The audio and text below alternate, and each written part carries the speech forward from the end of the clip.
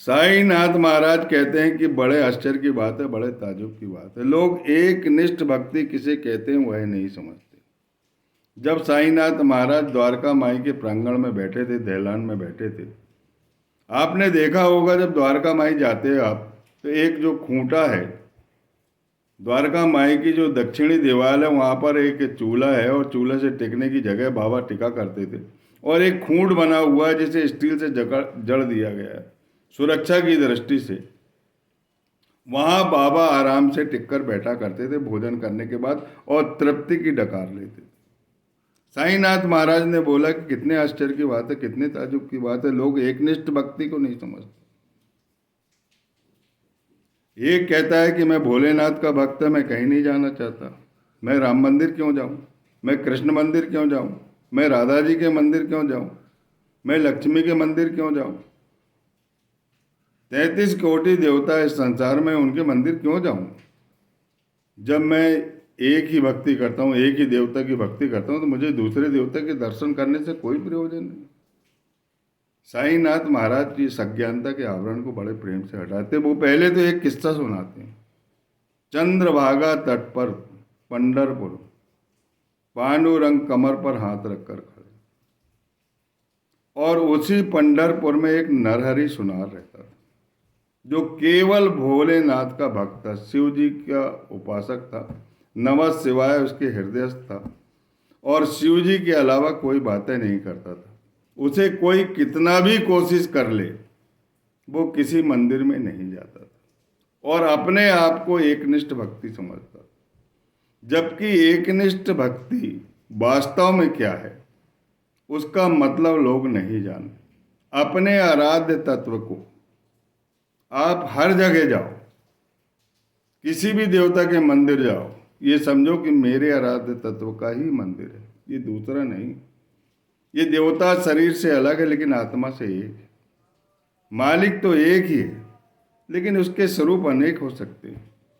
और सनातन पद्धति में हम बहुदेवों की पूजा करते हैं, लेकिन ये बहुदेव जो है हमारे आराध्य तत्व से बाहर नहीं है। इस बात का आदमी को ध्यान नहीं रहता। साईनाथ महाराज आगे कथा प्रारंभ करते। वो कहते हैं कि नरहरि सुनार एक भगवान शिव का परम भक्त था, पंचाक्षरी मंत्र उसके हृदय था और वो किसी अन्य देवता के पास नहीं जाता था। बड़ा कारीगर, बड़ा अच्छे आभूषण बनाता था, बहुत कुशल कारीगर था। उसकी ख्याति दूर दूर तक फैली थी और शिव जी का परम भक्त। एक सेठ जी आए पंडरीनाथ की कमर का नाप लेके और उनसे कहे, नरहरि सुनार से, किसी ने बताया कि बहुत अच्छे आभूषणकार है, बहुत अच्छे आभूषण बनाते हैं।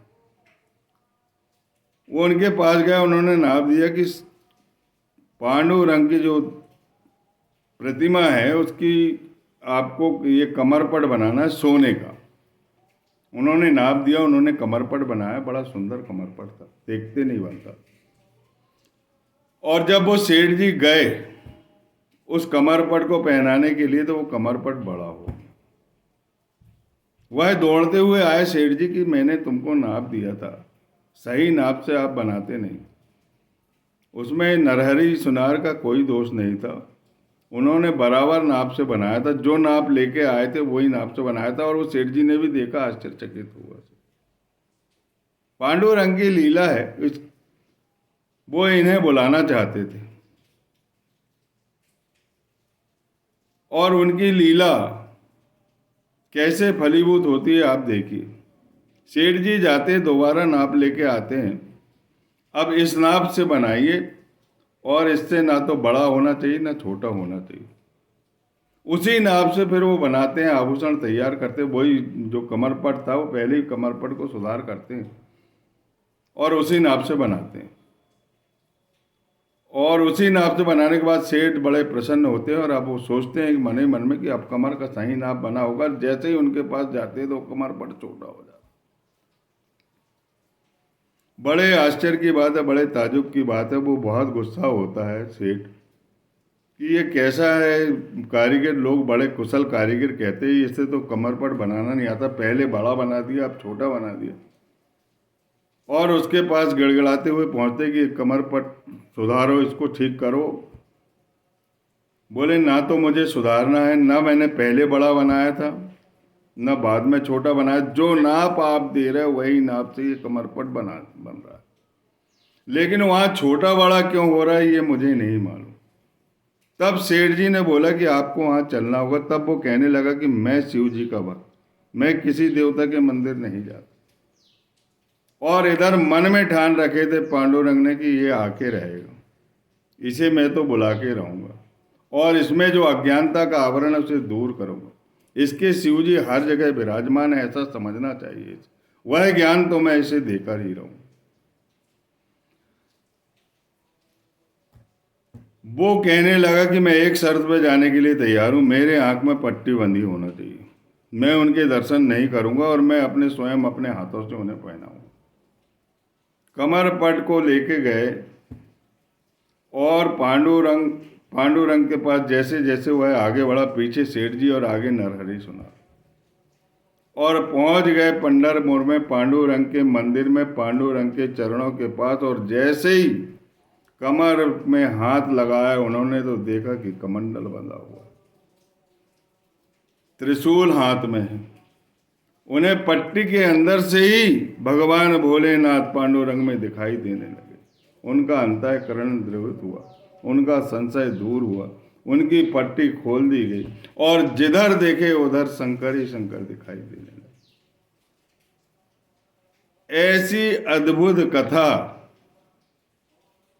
से ये शिक्षा हमें मिलती है कि जिस देव की हम आराधना करते हैं उसी देव के दर्शन सर्वत्र करना चाहिए, समस्त प्राणियों में करना चाहिए, समस्त देवताओं में करना चाहिए। उसे एकनिष्ठ भक्ति कहते हैं। इसीलिए साईनाथ महाराज ने ये उदाहरण।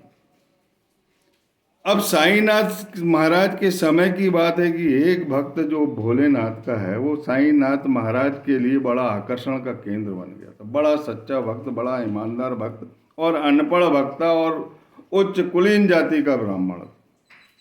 बंबई में एक सेठ के यहाँ नौकरी करता था, पंचाक्षरी मंत्र से हृदयस्थ था और कोई मंत्र नहीं जानता था, कोई श्लोक नहीं जानता था, कोई कर्मकांड नहीं जानता था सिवाय भोलेनाथ की भक्ति, और भोलेनाथ के अलावा कोई मंदिर नहीं जाता। उसे दूसरे देवता से कोई प्रयोजन नहीं है।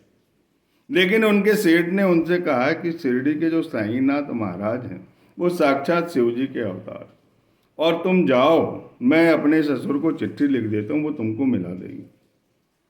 उन्होंने बोला कि वो कौन सी जाति के। तब उन्होंने बताया कि वो यवन जाति के हैं, लेकिन साक्षात शिव जी के अवतार है। लेकिन उसका मन खिन्न हो गया, अनेकों मिन्नतें की कि मैं नहीं जाऊंगा, एक यवन को प्रणाम करना पड़ा, ये जीवन को धिक्कार है, मैं किसी देवता के पास नहीं। लेकिन उनने कहा कि तुम जाओ, मेरी आज्ञा है, और वो साक्षात शिव जी के अवतार है। और उसकी मनसा नहीं थी बेचारे की, वो शिव शिव कहते गए कि हे भगवान भोलेनाथ क्षमा करना, मैं तुम्हारे अलावा किसी के दर्शन नहीं करना चाहता, लेकिन मेरे सेठ का भी कहना मुझे मानना पड़ेगा। और वो कह रहे हैं कि ये शिव जी के अवतार है और यवन जाति के कैसे शिव जी के अवतार हो सकते हैं? नहीं नहीं नहीं नहीं, मैं उनके दर्शन नहीं करना चाहता। लेकिन सेठ जी की आज्ञा के कारण वो द्वारका माई में पहुंचे और साईनाथ महाराज ने उन्हें आड़े हाथ लिया और क्रोधित होकर कहा कि मिस्टर, तुम्हें यहाँ किसने बुलाया? यहाँ से बाहर जाओ, तुम्हारी आवश्यकता नहीं है। तुम उच्च जाति के कुलीन ब्राह्मण है और ये निम्न जाति के यवन की मस्जिद यहाँ कैसे प्रवेश कर रहे? यहाँ प्रवेश नहीं करना। और जो मन में उनकी बातें थी, सारी बातें जो शंका कुशंका उस अनपढ़ व्यक्ति शिव भक्त के हृदय में थी, वो सारी बातें उन्होंने बता दी। उसका अंतःकरण द्रवित हो गया कि ये सही में साक्षात शिव जी के अवतार है, मुझसे गलती हुई, शिव जी मुझे क्षमा करें। लेकिन साईनाथ महाराज ने उन्हें पूजा करने का अवसर नहीं दिया, प्रवेश करने का अवसर नहीं दिया। दूर से ही वो 2-4 दिन निराश मन से पूजा करते रहा, और मन नहीं माना तो वो त्र्यंबकेश्वर चला गया।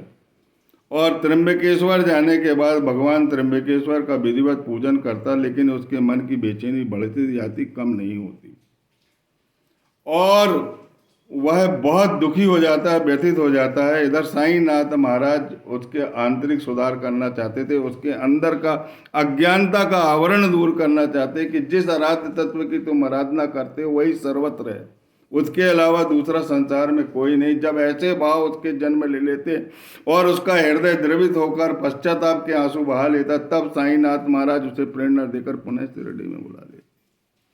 और शिरडी में बुलाने के बाद मकर संक्रांति के दिन उसे साक्षात शिव का रूप दिखा देते। उस भक्त का नाम है मेघा, जो पिछली कथा में आपने पढ़ा। कैसे उन्हें बैकुंठ पहुंचाया, उस कथा को मैं आगे बढ़ाता हूं। वह नियमित पूजन करने लगा।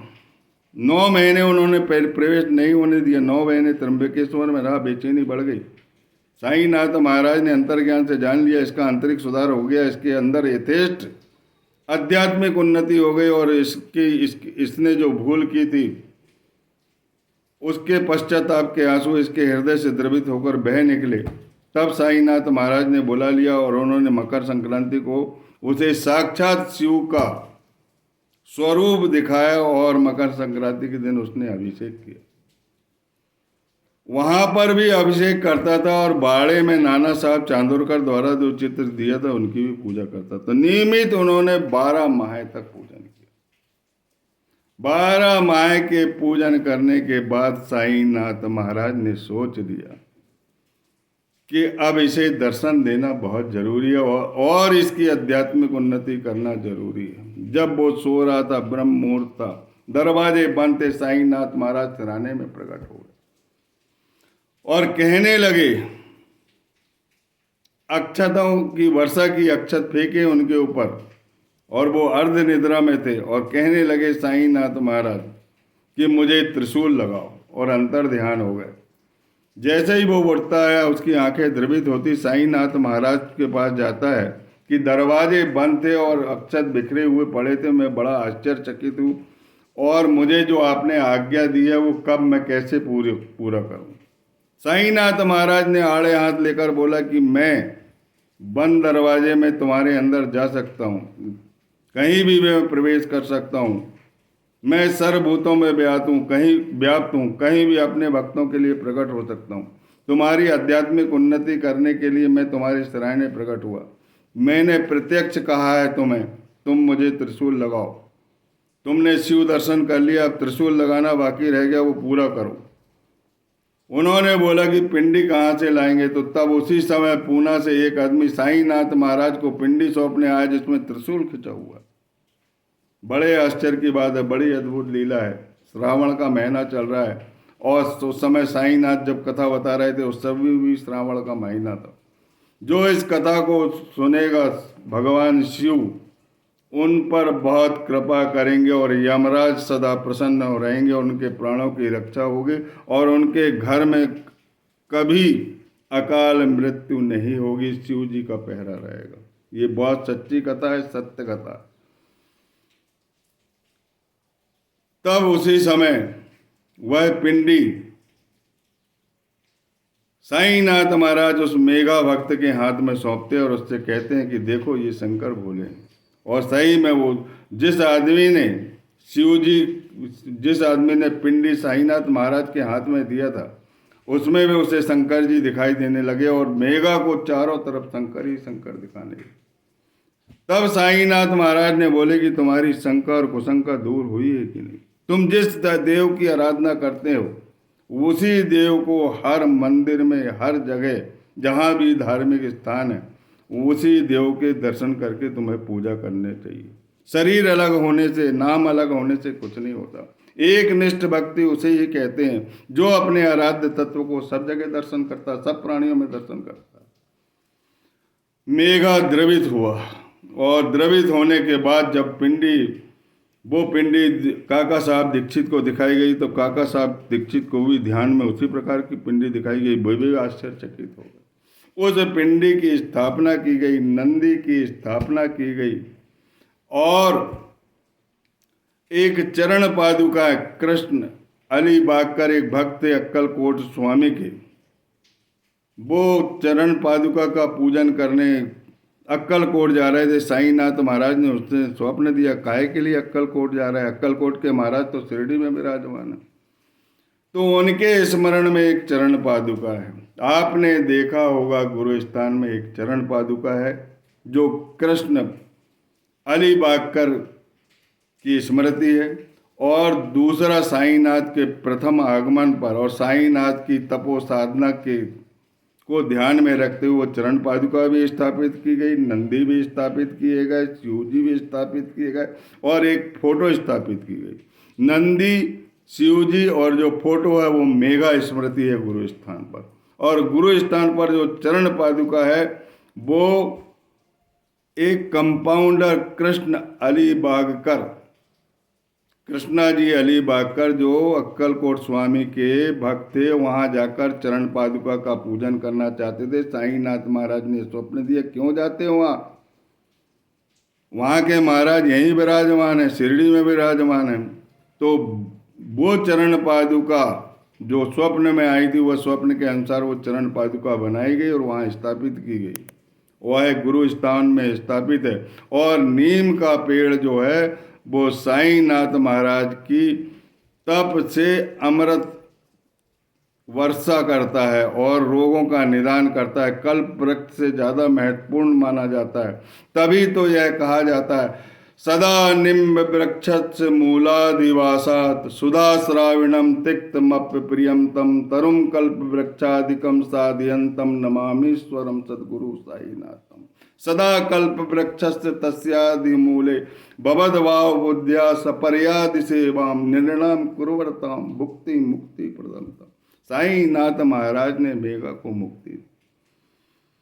12 वर्ष में अनेकों वर्ष तक सेवा करने के बाद 1912 में मेघा परलोकवासी हुआ।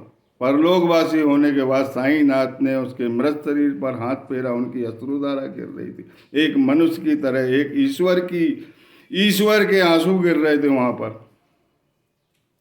और उन्होंने उनकी अंत्येष्टि कराई, और अंत्येष्टि करते समय भी छाती पीटते पीटते वो आगे अंत्येष्टि जा रही, आगे आगे साईनाथ महाराज जा रहा है और मेघा की अंत्येष्टि क्रिया हुई। और उसके बाद अनेकों ब्राह्मण बुलाकर स्वाहाकार हुए, बहुत से मंत्र गाए, शिव सहस्त्र नाम का जाप हुआ, हवन हुआ, तमाम धार्मिक चीजें हुई। और उनका जो मृत्यु भोज है वो ब्राह्मण भोज के रूप में दिया गया। ऐसी लीला साईनाथ महाराज ने की और उन्हें बैकुंठ भेजा और कहा कि अब इस मेघा का जन्म नहीं होगा, इसे मुक्ति मिल चुकी है और यह जन्म मरण के फेरे से मुक्त हुआ, मेरा सच्चा भक्त था जो पहले ही चला गया। बोलिए सच्चिदानंद सद्गुरु साईनाथ महाराज की जय। जो इस कथा को इस श्रावण मास में सुनेगा उसे भगवान शिव के पूरे जितने भी उपवास है ग्रंथों में बताए गए, सोमवार का उपवास, प्रदोष का उपवास, शिवरात्रि का उपवास, चतुर्दशी का उपवास, जो भी शिव जी के उपवास है वो सारे उपवास, तीज व्रत का उपवास, सारे उपवास का फल इस कथा से मिल जाएगा और उनका सर्व कल्याण होगा, उन्हें शिवलोक की प्राप्ति होगी और उस घर में यमराज कभी नहीं आएंगे। वहां पर शिव जी का पहरा रहेगा और कष्टों से मुक्त होंगे, धन धान से पूर्ण रहेंगे, बच्चे पढ़ेंगे लिखेंगे। शिव जी की अनन्य कृपा है। बोलिए सच्चिदानंद सद्गुरु साईनाथ महाराज की जय। अब हम 32वां अध्याय का पोथी वाचन करेंगे, उसे ध्यान पूर्वक सुनना और उसमें सत्य की खोज है, ईश्वर की प्राप्ति।